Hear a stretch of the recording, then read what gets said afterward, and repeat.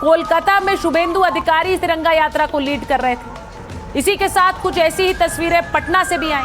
वहां सम्राट चौधरी ने तिरंगा यात्रा निकाली। ये तस्वीरें पटना से आई।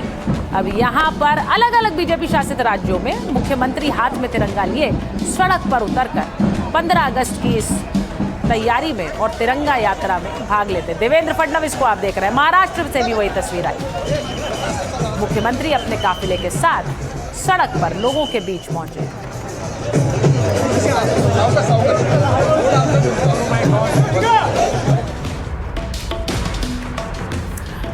और आज की एक और बड़ी खबर जो आपको दिखाने वाली हूं, अतीक अहमद की माफियागिरी क्या अभी भी जिंदा है?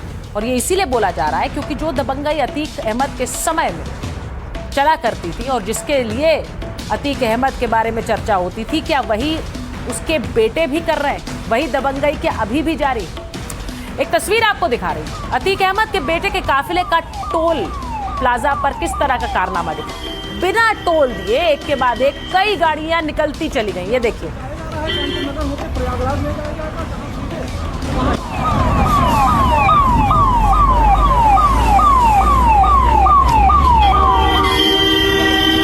उसके बाद झांसी से यहाँ से जाया जा रहा है, कानपुर नगर होकर प्रयागराज ले जाया जाएगा, जहाँ सीधे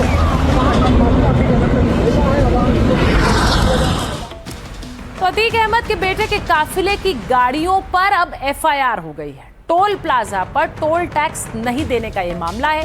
काफिले में मौजूद गाड़ियों ने दबंगई दिखाई।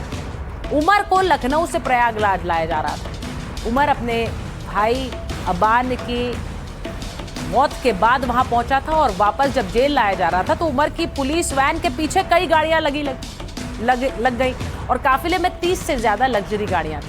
बिना टोल दिए गाड़ियों ने बैरियर पार कर दी। टोल कर्मचारियों ने वाहनों को रोकने की कोशिश की। कर्मचारियों के साथ अभद्रता और उन्हें धमकी भी दे दी गई। टोल प्लाजा प्रबंधन ने मामले में एफआईआर दर्ज कराई। देश 15 अगस्त को 80वां स्वतंत्रता दिवस मनाएगा और इस बार वंदे मातरम कार्यक्रम का मुख्य थीम होगा। पहली बार लाल किले से वंदे मातरम जाया जाएगा। लाल किले पर राष्ट्रगान से पहले वंदे मातरम बजेगा। वंदे मातरम को मई में राष्ट्रगान के बराबर दर्जा मिला और लाल किले से वंदे मातरम के सभी 6 अंतरे गाए जाएंगे। तो देश वंदे मातरम की 150वीं वर्षगांठ भी मना रहा है। इसके लिए देश की वायुसेना ने भी खास तैयारी की। इंडियन एयरफोर्स का हेलीकॉप्टर एक बड़ा सा ध्वज लेकर उड़ेगा और ध्वज पर वंदे मातरम के 150 साल पूरे होने का जिक्र होगा। इस बार लाल किले पर जेन ज़ी की भी छाप दिखेगी। स्वतंत्रता दिवस समारोह में युवा शक्ति का सम्मान होगा। नाम रोशन करने वाले युवा स्पेशल गेस्ट बनाए जाएंगे। तो ये 15 अगस्त की तैयारी है, लेकिन वो तैयारी अभी से दिखने लगी है।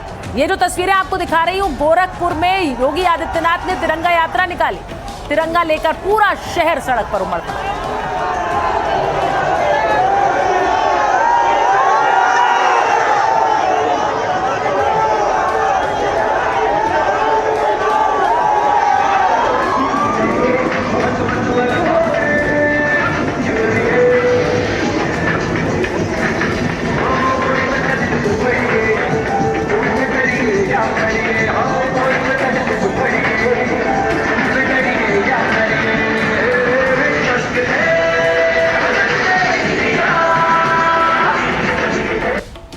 अब अगली तस्वीर कोलकाता की दिखाती हूं, जहां पर शुभेंदु अधिकारी ने तिरंगा यात्रा निकाली।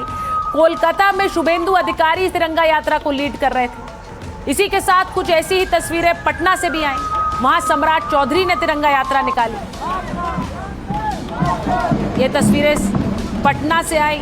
अब यहां पर अलग अलग बीजेपी शासित राज्यों में मुख्यमंत्री हाथ में तिरंगा लिए सड़क पर उतरकर 15 अगस्त की इस तैयारी में और तिरंगा यात्रा में भाग लेते। देवेंद्र फडणवीस को आप देख रहे हैं। महाराष्ट्र से भी वही तस्वीर आई।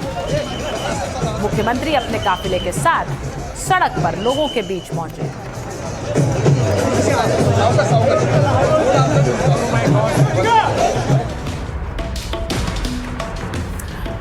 और आज की एक और बड़ी खबर जो आपको दिखाने वाली हूं, अतीक अहमद की माफियागिरी क्या अभी भी जिंदा है? और ये इसीलिए बोला जा रहा है क्योंकि जो दबंगई अतीक अहमद के समय में चला करती थी और जिसके लिए अतीक अहमद के बारे में चर्चा होती थी, क्या वही उसके बेटे भी कर रहे हैं? वही दबंगई क्या अभी भी जारी? एक तस्वीर आपको दिखा रही हूं। अतीक अहमद के बेटे के काफिले का टोल प्लाजा पर किस तरह का कारनामा दिखा।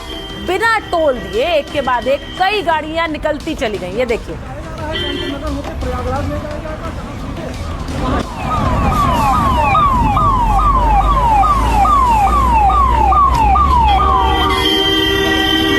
उसके बाद झांसी से यहाँ से जाया जा रहा है, कानपुर नगर होते प्रयागराज ले जाया जाएगा, जहाँ सीधे